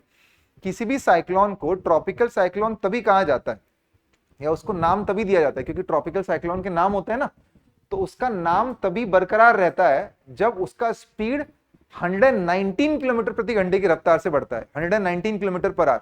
उससे ज्यादा उसकी अगर स्पीड हो गई तो जो भी उसको नाम दिया होगा वो नाम वैसा की वैसा रहेगा, अगर नहीं हुआ तो उसका नाम वापस ले लिया जाएगा। मतलब मैं क्या कह रहा हूं आपको, जब भी ट्रॉपिकल साइक्लोन, मतलब जिसे इनिशियल स्टेज में डिप्रेशन कहा जाता है, whenever depression forms it has been given a name, उसको नाम दे दिया जाता है बट वो नाम वापस ले लिया जाएगा if it won't cross speed of 119 kilometre per hour. If it crosses the name stage, if it doesn't the name will be taken back. ठीक है, so that's how basically the naming system in the tropical cyclone works. All right.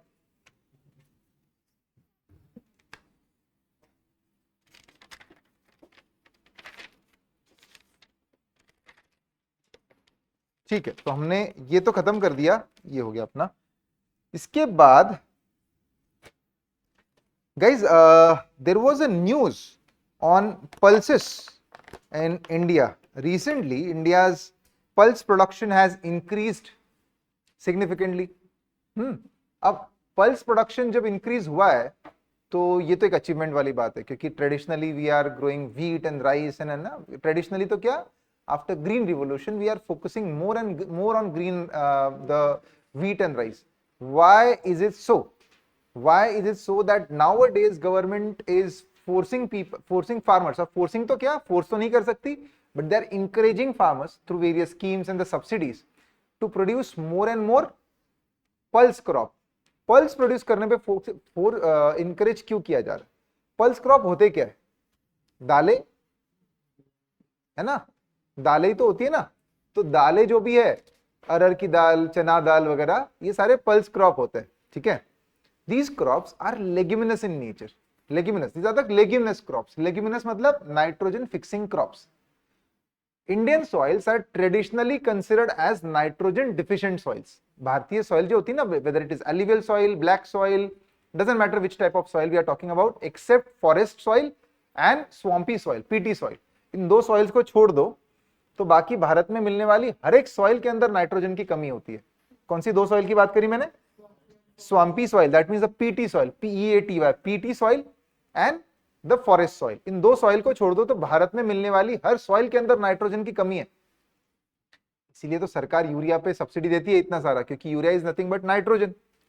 तो but if we grow pulses in a crop rotation, कि भाई जो major crop लिया उसके साथ अगर हम पल्स ग्रो करें, तो pulse has the capacity to fix atmospheric nitrogen in a natural manner, तो हमें कोई फर्टिलाइजर डालने की जरूरत ना पड़े। बट प्रॉब्लम ये है कि सरकार ना आज तक पल्स क्रॉप पे बहुत ज्यादा इग्नोरेंट थी। They never used to give enough MSPs for the pulse crops, इसीलिए फार्मर्स ना दालों में ज्यादा इंटरेस्ट लेते नहीं थे। India is the country which still produces the largest amount of pulses in the world.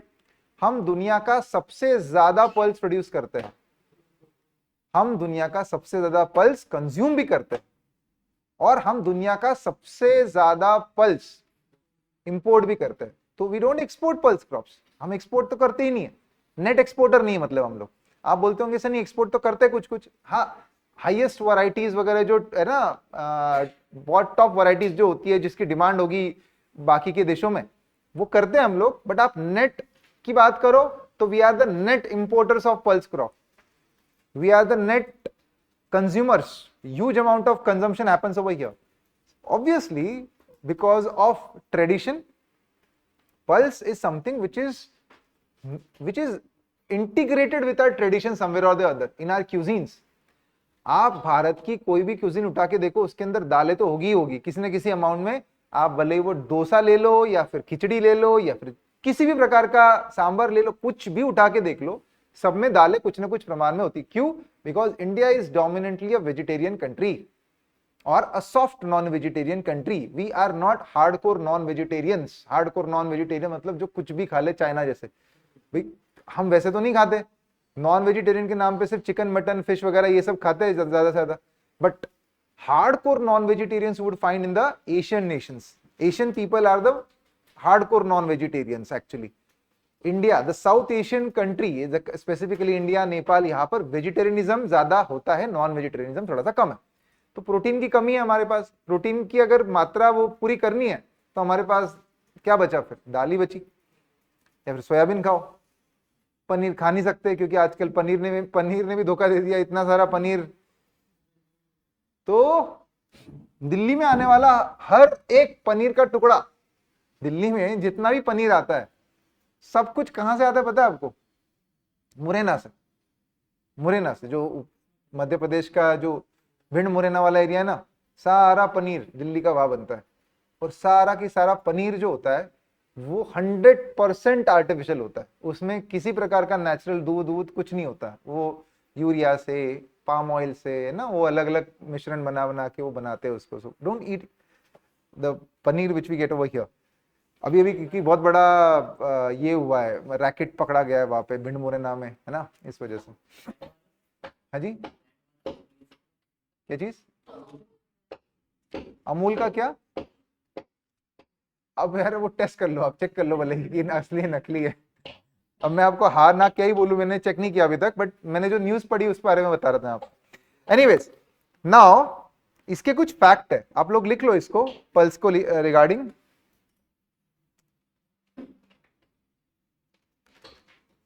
India is the largest producer, bracket में लिखो 25% of global producer.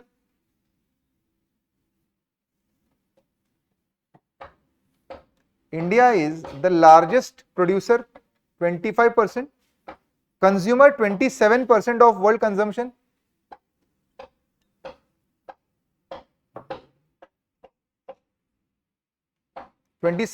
of world consumption. And importer. Bracket में लिखो 14%. 14%. अगला, pulses account for around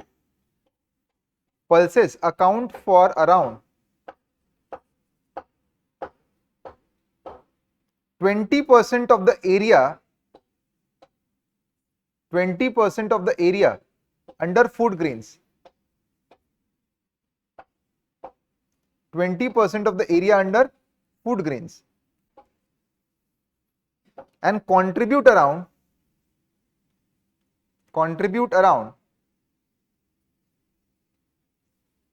7 to 10%. Contribute around 7 to 10% of the total food grains produced in the country.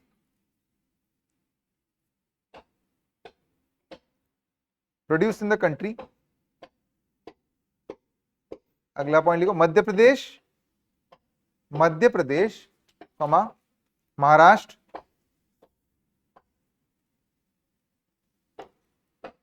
Maharashtra, Rajasthan, UP and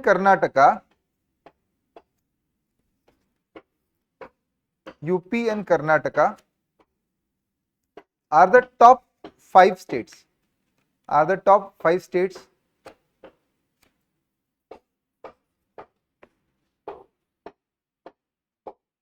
ठीक है, that's it.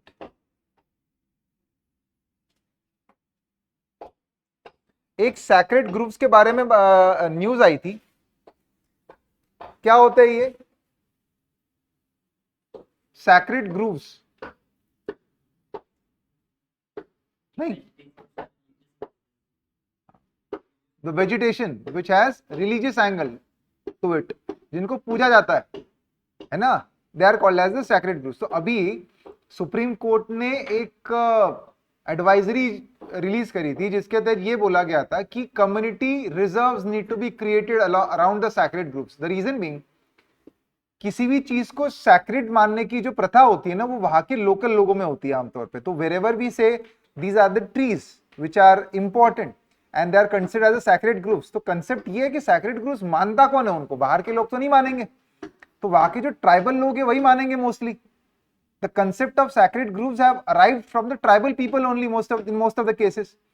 Thus, the Supreme Court has released this advisory and they have said this कि आप community reserves create करो जिसके अंदर वहां पे रहने वाले ट्राइबल लोग उसको यूज कर पाए, उसके उसके फल, उससे निकलने वाला जो भी बाय प्रोडक्ट है उसको यूज कर पाए, उसको बेच पाए, खुद की आजीविका चला पाए, उनका लाइवलीहुड चलता रहे, and then they would have more incentive to protect their forest as well. So that community reserves need to be created. This is something which Supreme Court has suggested. तो उस वजह से Sacred Groves न्यूज में था. But मैंने थोड़ा ढूंढा इसके बारे में, तो कुछ चीजें पता चली जो मुझे लगता है कि आपके प्रीलिम्स के लिए काम की. तो आपको वो कुछ चीजें लिख लो इसमें. हेडिंग देखिए सैक्रेड ग्रूव्स के बारे में.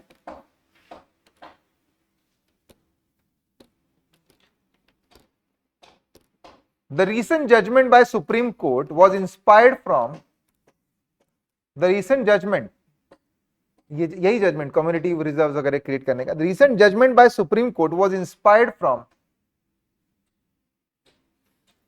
Piplantri model created in Piplantri.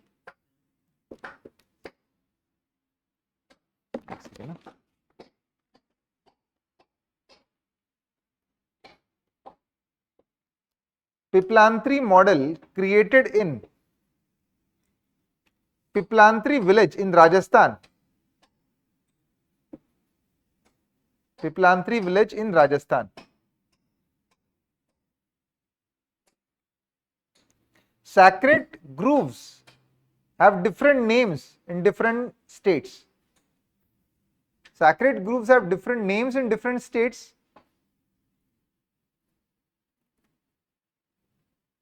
जैसे हिमाचल प्रदेश में उसे देवबन कहते हैं. Himachal Pradesh, it's called as Devban.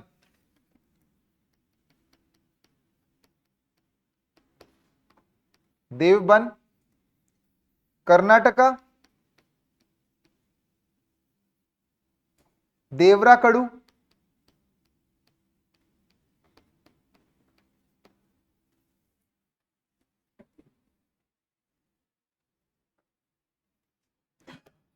देवराकड़ू. Kerala कवू.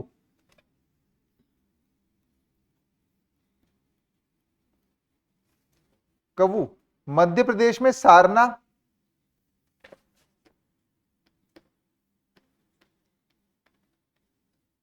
सारना. राजस्थान में Ouran. Maharashtra Devrai.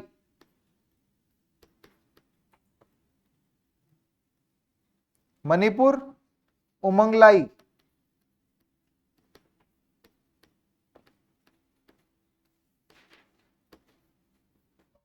Meghalaya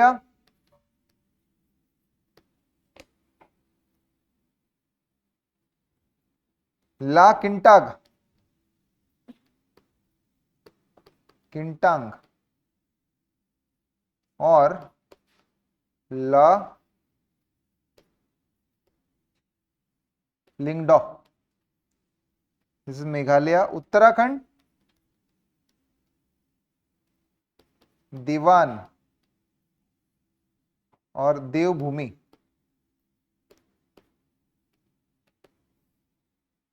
waste Bengal ग्रामथान.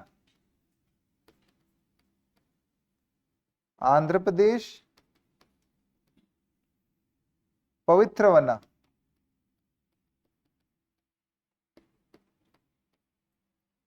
Okay, so these are the names.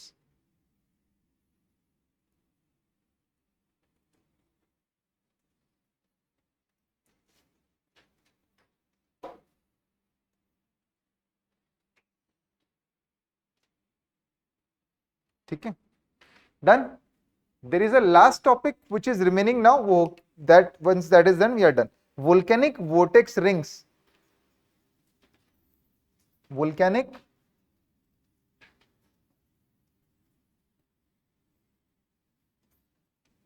Vortex ring. Recently Europe का एक माउंटेन है माउंट एटना. सुना होगा आपने इसका नाम. माउंट एटना में जो वोल्केनिक एक्टिविटी हुई है ना, उसमें से जो धुएं निकले थे, क्योंकि जहां से वोल्केनो निकलता है वहां से धुआं भी नहीं आता है, जो धुआं निकला था वो धुआं बिल्कुल प्रॉपर एक रिंग की तरह बन के निकला था बाहर. और ऐसे एक नहीं 2-3 बार हुआ कि ऐसे रिंग्स बन बन के निकले। कैसे बनी ये रिंग्स? हाँ, क्या उसके पीछे का मैकेनिज्म था, how exactly this rings have form? तो कैसे बना? It works this way. इसके पीछे का लॉजिक ये था, बेसिकली होता क्या है ना, माउंट एटना का जो क्रेटर है, that crater is almost circular, proper circular है वो क्रेटर। मतलब ऐसा नहीं कि थोड़ा, जनरली क्रेटर क्या होता है, हल्का फुल्का इधर उधर होगा, सर्कुलर नहीं होगा, बट माउंट एटना का जो क्रेटर है it's perfectly circular in nature.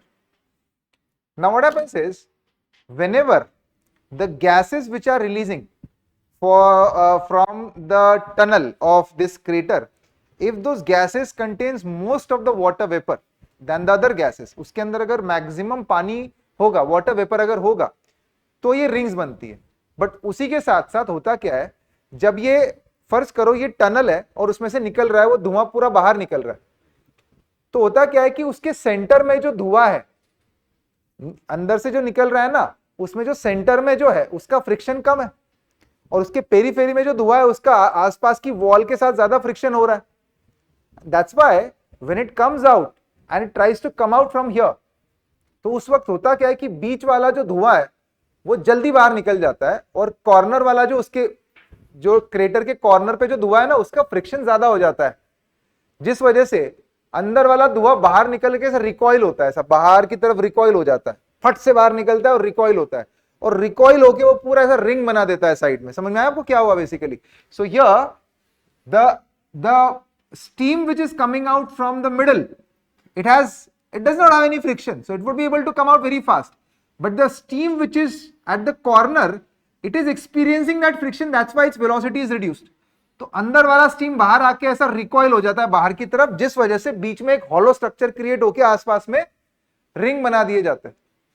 तो जिन लोगों ने, आपने है ना, इसके लिए हुक्के वाली एनालॉजी दी जाती है, जब वो जो हुक्का पीते हैं ना, तो उसके अंदर भी ये जो रिंग्स होती है वो इसी प्रकार से बनाई जाती है। You need to create that circular mouth, इस प्रकार से जोर से छोड़ना होता है, तो अंदर से जो वो निकल के आता है ऐसे जोर से वो धुआं निकलता है, वो धुआं ऐसा रिकॉइल होके basically it creates the ring. मैंने कभी नहीं किया मैंने ये पढ़ा तब मुझे उसमें हुक्के वाली एनालॉजी समझ में आई दैट वे। चलो फिर will stop here, thank you.